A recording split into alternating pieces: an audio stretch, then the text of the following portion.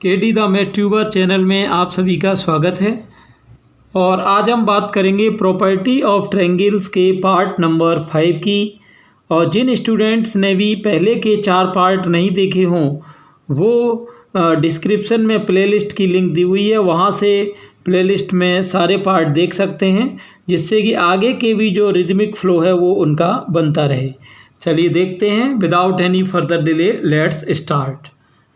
तो यहाँ पर अपने को एरिया ऑफ ट्रायंगल की आज बात करेंगे, यानी त्रिभुज के क्षेत्रफल की। तो यहाँ देखिए, त्रिभुज के क्षेत्रफल में आपकी मैं 3-4 ट्रिक्स यहाँ बताऊँगा।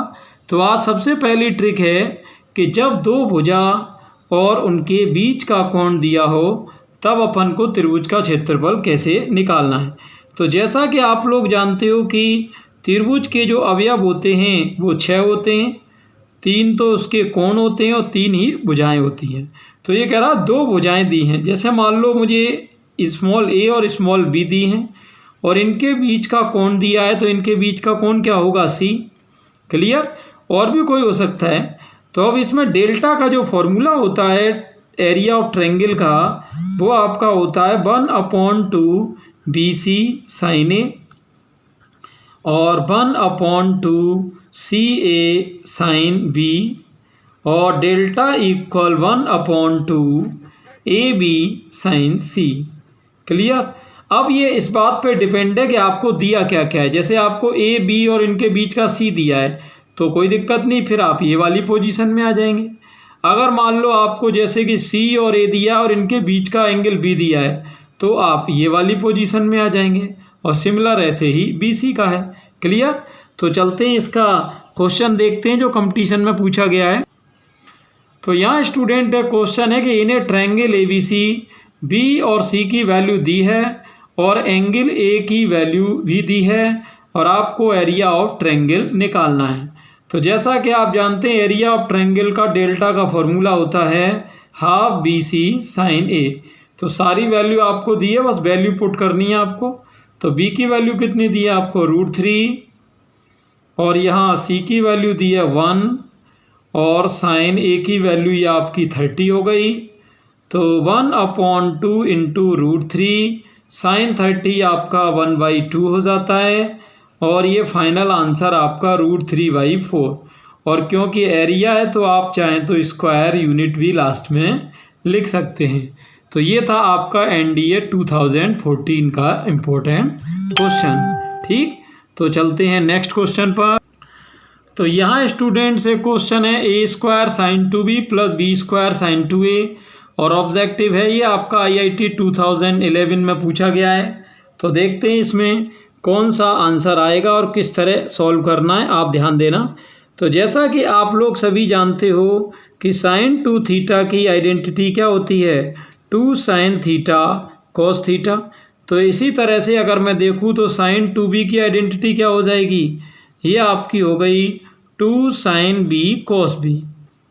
ऐसे ही अगर हम sin 2A की आइडेंटिटी देखें तो वो आपकी हो जाएगी यहाँ पर 2 sin A cos A। अब जैसा कि साइन रूल आपने पढ़ा है कि A को हम लिख सकते हैं K sin A और ऐसे ही B को क्या लिख सकते हैं, B को K sin B लिख सकते हैं। अगर किसी को ये चीज़ समझ में नहीं आई हो तो वो इसमें प्रॉपर्टी ऑफ ट्रायंगल का पार्ट 1 देखे, जहाँ मैंने पूरा डिस्क्राइब किया था साइन रूल को, तो आपको उसका रीजन पता चल जाएगा। चलिए तो यहाँ से देखते हैं। अब A² है तो A² को यहाँ मैं लिख सकता हूँ A इंटू A और A इंटू A लिख के एक A को मैं लिख दूँगा K sin A। यह आपका चल ही रहा है यहाँ पर, ये 2 sin B cos B आपका चल रहा है ना। तो sin B को आप चाहें तो लिख सकते हैं B/K। क्लियर।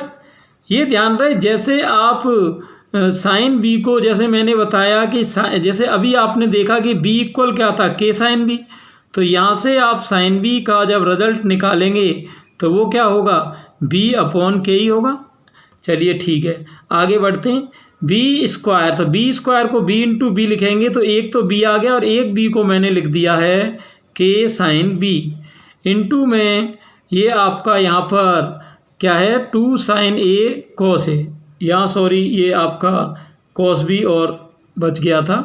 तो यहाँ आप देख रहे हो 2 साइन ए कॉस ए। तो मैंने क्या क्या किया है, बी स्क्वायर को बी इंटू बी लिखा है, तो एक बी को के साइन बी लिख दे रहे हैं। 2 इंटू साइन ए को हम लिख सकते हैं ए अपॉन के, और ये cos A as it is आ गया। क्लियर। अब यहाँ थोड़ा आप ध्यान देना, के कैंसिल हो रहा है यहाँ पर, यहाँ भी के कैंसिल हो रहा है। अंदर से आप कॉमन देखें तो कॉमन क्या आ रहा है 2ab, तो 2ab आपका आ रहा है कॉमन, और अंदर आपकी लाइन बची यहाँ पर sine A cos B plus cos A sine B. और जैसा कि हम सभी जानते हैं कि sine A cos B plus cos A sine B ये आपकी होती है sine of A plus B. Clear. यहाँ मैं एक काम करूँगा, 2 को मैं यहाँ पर डिवाइड कर रहा हूँ और 2 से ही इंटू, तो इसमें तो कोई प्रॉब्लम है नहीं है, और 2ab आपका चल ही रहा है। और जैसा कि आप जानते हो कि a प्लस बी को हम लिख सकते हैं 180 माइनस सी। तो यहाँ अब देखते रहें आप, तो ये आपका हो रहा है 2ab को, चलिए अगर मैं 2 को बाहर ले लूँ, क्लियर, और 2 इंटू 2 क्या हो गया 4, तो ये 2 इंटू 2 तो बाहर ले लें, अंदर आपका बच रहा है 1/2ab, और साइन 180 माइनस थीटा क्या होता है, ये आपका साइन थीटा हो जाता है। और अभी मैंने आपको पिछले ही उसमें बताया था कि हाफ ए बी साइन सी, ये किसकी ट्रिक है, डेल्टा की ट्रिक है। तो यहाँ आपका हो जाएगा 2 2 4 और ये डेल्टा। तो ये था आपका IIT 2011 का क्वेश्चन, आंसर क्या आ गया 4 डेल्टा। क्लियर। तो मैं चलिए एक बार आपको और इसे समझा देता हूँ। तो आपने देखा सबसे पहले साइन 2b को मैंने क्या लिखा 2 sine B cos B, sine 2a को क्या लिखा 2 साइन ए कॉस ए। तो यहाँ आप देख सकते हो ए स्क्वायर है, ए स्क्वायर को हम क्या लिख सकते हैं ए इंटू ए। अब एक ए को तो मैंने एज इट इज लिखा था, और एक ए की जगह मैंने साइन रूल की हेल्प से क्या लिख दिया था के साइन ए।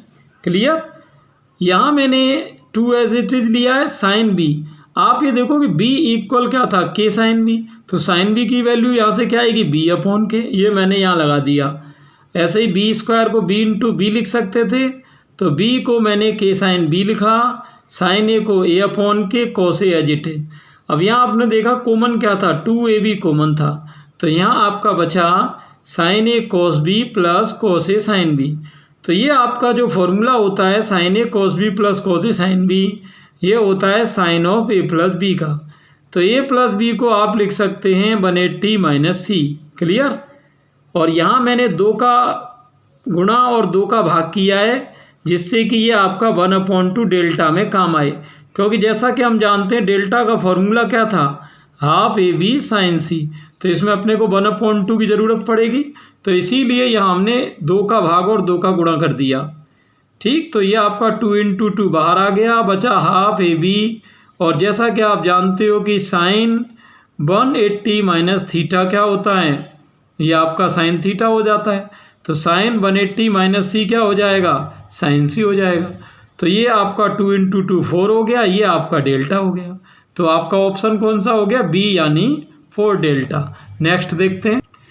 तो अगली ट्रिक है स्टूडेंट की, अगर मान लो 3 साइड आपको दी गई हो, तो आप एरिया जो है वो कैसे फाइंड आउट करेंगे। तो जैसा अपन जानते हैं कि जो 3 साइड होती हैं उनको अपन किससे डिनोट करते हैं, स्मॉल ABC से। तो इसमें एक सबसे बढ़िया ट्रिक होती है, उसको कहते हैं हीरोन्स फार्मूला। ठीक है ना, हीरोन्स फार्मूला। तो इसमें क्या होता है कि पहले आपको हाफ पेरीमीटर यानी अर्ध परिमाप निकालना होता है, वो आपका हो जाता है a plus B plus c/2। ठीक। और उसके बाद हीरोन फार्मूला लगता है डेल्टा इक्वल, यहाँ डेल्टा क्या है, ये जो ट्रायंगल आपको दिख रहा है इसको कहते हैं डेल्टा। डेल्टा का मतलब होता है एरिया ऑफ ट्रायंगल। तो इसका आपका हो जाता है s minus A, s minus B, s minus C, और इससे आप जो है वो एरिया निकाल लेते हैं। ठीक। तो नीचे एक क्वेश्चन है NDA 2013 में आया है, सिंपल क्वेश्चन है। तो देखते हैं एरिया क्या होगा, यानी त्रिभुज का क्षेत्रफल क्या होगा। तो सबसे पहले मैंने बताया था एस निकालना है। एस क्या चीज़ है? एस को कहते हैं अर्ध परिमाप यानी half perimeter. Clear? Half perimeter. तो एस का क्या था formula? A plus B plus C by 2। तो तीनों को जोड़ के आधा करना है। तो 3 और 5 8 और 6 14, 14 का आधा हो जाएगा 7। क्लियर? अब आपका डेल्टा का क्या फॉर्मूला है? डेल्टा इक्वल है S into S minus A S minus B into S minus C. तो यहाँ देखते हैं, रूट ऑफ एस की वैल्यू क्या है? यहाँ 7, और यहाँ 7 में से ये 3 जाएगा 4, 7 में से बी यानी 5 जाएगा ये 2, और 7 में से सी यानी 6 जाएगा। तो 7 माइनस 6 1 हो गया। क्लियर? आप यहाँ इसको फैक्टर कर लेंगे। 4 के आपके 2 इंटू दे हो जाते हैं। पेयर जो बनाएगा वो आपका बाहर गया। 7 इंटू 2 क्या हो गया? 14। तो आपका आंसर आ गया 2√14। क्लियर? चलते हैं नेक्स्ट ट्रिक। तो अगली ट्रिक है स्टूडेंट, जब दो कोण और उनके बीच की भुजा दी हो। तो यहाँ स्टूडेंट्स मैंने एक ट्रायंगल लिया है। जैसा कि आप जानते हो ट्रायंगल यानी त्रिभुज के 3 अवयव तो कोण के होते हैं, कोण ए, कोण बी, कोण सी, और 3 भुजाओं के होते हैं, स्मॉल ए, स्मॉल बी, स्मॉल सी। मान लो किसी ने आपको ये 2 कोण दे दिए बी और सी, और एक भुजा इनके बीच की दे दी स्मॉल ए। क्लियर?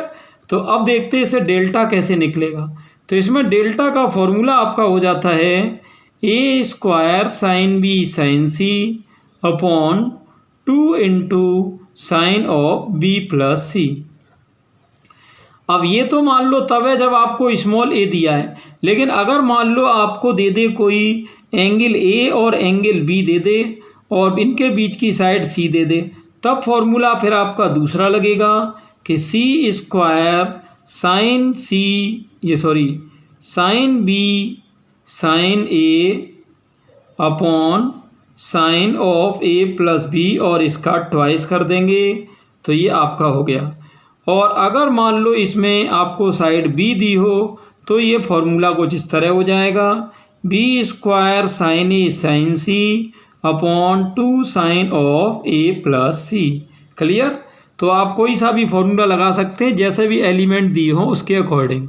तो एक क्वेश्चन है यहाँ पर IIT 2005 का, जिसमें आपको स्मॉल ए दिया है, एंगल बी और एंगल सी दिए हुए हैं। पूछा क्या है? एरिया यानी क्षेत्रफल। तो आप देख सकते हो क्योंकि एंगल बी और एंगल सी दिया है तो ये पहला ही फॉर्मूला अपने काम में आएगा। तो फॉर्मूला क्या था स्टूडेंट? कि A square sine B sine C upon 2 sine of B plus C. तो चलिए मैं इसमें ये वैल्यू पुट कर देता हूँ। ए की वैल्यू कितनी है यहाँ?